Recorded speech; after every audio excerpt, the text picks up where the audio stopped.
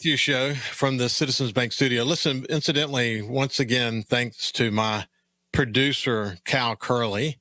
He is the man. But we had to move, as I mentioned to you before, we had to move from Skype, which is moving to Teams, and Teams doesn't accommodate the radio technology that we use to do this show. So we were able to kill several birds with one stone. We are doing video, we're doing SuperTalk TV, we're doing, and of course, we're doing radio, and radio's king. And so that radio integration's got to go flawlessly. So what we've done is we moved to what we call vMix, which is the program they use in Jackson. And Cal's getting better and better at understanding all the little intricacies and getting all these automations done. But one of the things he got for us is a clock up in the right-hand corner. We got a clock that does the countdown for the show, but then we have one at the top right that turns red when he hits the record button. Then it enables me to just make sure he hit the record button. It's a pretty cool feature. I think we're going to like vMix. Don't you, Kyle? I do. I just brisk through it with confidence and hope I do it right. And just a little bit easier, to be honest with you, for guests to get on, because all they have to do is click on the link that immediately brings up the vMix window. They've typed their name in and say join, and bam, they're here. So there's not as, with Skype, sometimes people had to download the app, and there were all kinds of little things that at times got in the way. But this is going really well. Okay, we're going to shift gears now to move over to my friend Cynthia Sutton she's the executive director of the Ocean Springs Chamber and Main Street and tourism. She's got multiple hats she wears in the Ocean Springs area. Always enjoy checking in with her. How you doing, my friend? I'm doing good, staying busy. Spring is here, so we have one event or activity after another, so it's getting there. Well, let me tell you what, I enjoy watching Ocean Springs for so many reasons. It's thriving. It's doing really well. Anytime I get near there, I always drive through downtown to kind of take it all in. I had the pleasure of hosting, of moderating one of the mayoral forums there, the one that was held over at the Roost. And so, yeah, I did that this past election cycle. I got to do it the first time as well. The last time before this one. And I really enjoy being involved, because anytime you can go there, you get a chance to really see what's on people's minds and how engaged the community is. And You went to breakfast with the mayor this morning, and unfortunately for Kenny, we're going to be getting a new mayor in Ocean Springs. We don't exactly know who yet, but it certainly is not going to be Kenny. And I'm going to miss talking to him on the show. Kenny, believed in the economic growth of the city. But it's a complicated place where people are, this tug of war that exists between this bedroom community that was Ocean Springs and this thriving economic city. It's torn between those two things, and it's going to be interesting to see where the city's headed. But you're going to be getting a new mayor, and people see that. But Kenny had breakfast with the mayor. Did he make any comments or say anything to you guys? Yeah, he started off his presentation with that when he did his first breakfast with the mayor, he was nervous. And today, as he does his last breakfast with the mayor, he was also nervous. So it was very sweet, very somber in that way. He did a good job of listing some of the accomplishments that's happened over the last 4 years. So it was a really good breakfast with the mayor. About 75 people that attended the event. So it was a good. I mean, he still got 2 more months, but it was a really good way to kind of close things out and give him a moment to thank everybody and acknowledge some of the great stuff that he has done over the last 4 years. Now we do know who our incoming mayor is going to be. There is no runoff there for that, but we do have some 3 wards that will we still have to find out in June who those are going to be. So it's a transition time for us. We're we're gearing up with all of our events and all of our activities for the community, and we're just happy to keep things rolling. One thing that I always say is we've been here for so many years, and we continue to strive and have a great team to be there for many, many more years. So So we're very blessed to be able to keep things rolling in the community as a transition happens. Yeah, I didn't say that correctly. We definitely do know who the new mayor is going to be, but we have an election cycle yet to get behind us with new wards, as you pointed out, and we'll have the new mayor as soon as all the election season's behind us. We'll have the new mayor on, and we look forward to getting to know him. What I remember really well about Kenny is, having grown up in Ocean Springs, the amount of pride he had for being mayor in the city that he grew up in. And the democratic process, this is the way it works: democracy in action. And Ocean Springs, boy, it's of all the cities in coastal Mississippi, Ocean Springs is always going to be heavily engaged in their political process. I think I remember telling you, when we used to do readership studies for the Sun Herald, the amount of readership of the Sun Herald in Ocean Springs led every other community. They were definitely engaged. And, that was many years ago, but I bet it hasn't changed much. It hasn't. Ocean Springs, our people, whether you were born here or transplanted here or just worked here your whole entire life, it's very unique, very passionate about their community. And that drive is just amazing to have seen, continue to see as we grow and change. And, there's always going to be bumps and hiccups when there is a change. Some people are going to like some change. Some people aren't going to like the change. And it just happens. I grew up kind of hating change. And as an adult, I finally have accepted it. So, you just have to think about it like that, going through the same process with everything going in our city, that some people's going to like it, some people's not going to like it. But as long as we have key folks that love Ocean Springs, are passionate about Ocean Springs, then I think it'll still keep going in the right direction. We can't grow too much larger. We can only go so tall, so high. And we have so many cool, authentic pieces of our small town that we'll never leave. Yeah, I agree with you. So the chamber's got a good relationship with the incoming mayor? Yes. The incoming mayor, we work really closely with the city in general. But the incoming mayor, Bobby Cox, he's actually worked alongside us in many of our events, 3 a.m., with the road closures, working with the police department and things like that. And, he's a local person that's, I believe, third generation in his business, barbershop. So to me, hopefully, from Kenny's transition, that will just keep rolling with our community and our system. Because, you really have to think about it. Anybody who comes into the city government or even working with us at the Chamber Main Street, we do so many things, City Chamber, do so many things in the community. It takes a year to 2 years for people to really get into all the details of it. Because really, I remember like my first board meeting, you're sitting there like deer in the headlights. There is just so much going on, whether it is infrastructure, whether it's development, whether it's just a festival, whether it's a local nonprofit doing something in our community,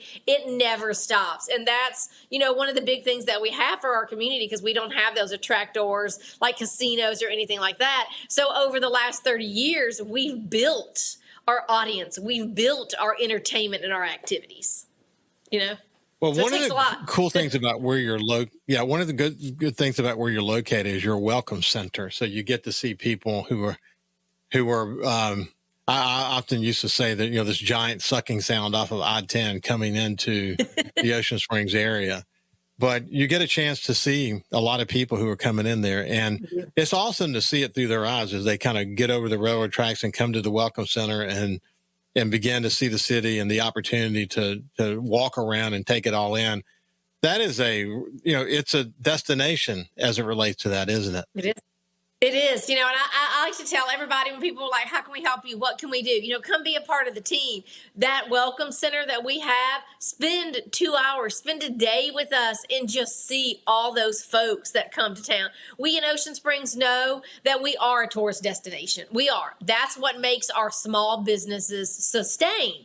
And to be able to hear those people, why they've traveled to us, what they like about Ocean Springs, is, to me, like, that's the biggest enjoyment that you get, the biggest reward that you get, to hear them say how much they love Ocean Springs. They went to the Walter Anderson Museum of Art. Just the other day, we had a motor coach team from Brandon, Mississippi, of seniors, and that's another thing we've seen come back in the last month. We've seen 5 to 7 motor coaches alone with senior groups, kids that are coming, and they're literally coming just to see the authentic part of Ocean Springs, the Walter Anderson Museum of Art. Now we have the Traveler that's just opening up behind the Walter Anderson Museum, our downtown shops. And to hear that from those folks, whether they're coming in from a tour bus or just walking in because the Jackson County Welcome Center told them to come stop in, it means the world to us. And we have a good partnership with Coca-Cola, and now we have actual sodas, so people gives people another reason to come into our Welcome Center and just hang out with us and just tell us about their experience and why they want to be That kind of reminds me of going over into Florida and getting to have some orange juice. We always look forward to that. Hey, when we come back, we'll continue our conversation with Cynthia Sutton from the Ocean Springs Chamber. We'll see you after this. Welcome back to the Ricky Matthews Show from the Citizens Bank Studio. We're visiting with Cynthia Sutton from the Ocean Springs Chamber. She's involved in Main Street. She's involved in tourism. She's a consummate volunteer. She's seen it all in Ocean Springs. Hey, listen, before we get too far away from something you said a few minutes ago, of course, the Walter Anderson Museum of Art is always going to be, a centerpiece for the city for a host of reasons. Yep. But you mentioned the Traveler, this evolving campus that they have there. That's exciting to see come to fruition, isn't it? It is. And, like, one of the main things, like, people always talk about the art of Ocean Springs. And I always like to kind of tell a story about art and economic development of Ocean Springs.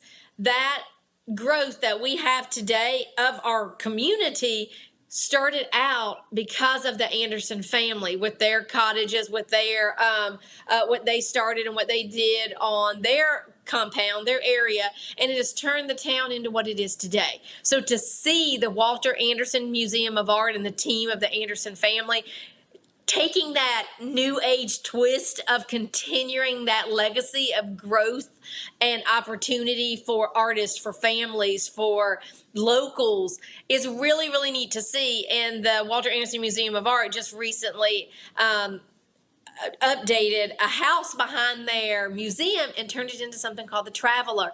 It is gorgeous. It is amazing. It has artwork from the family. Leaf, one of the Anderson members, painted doors that are on the wall.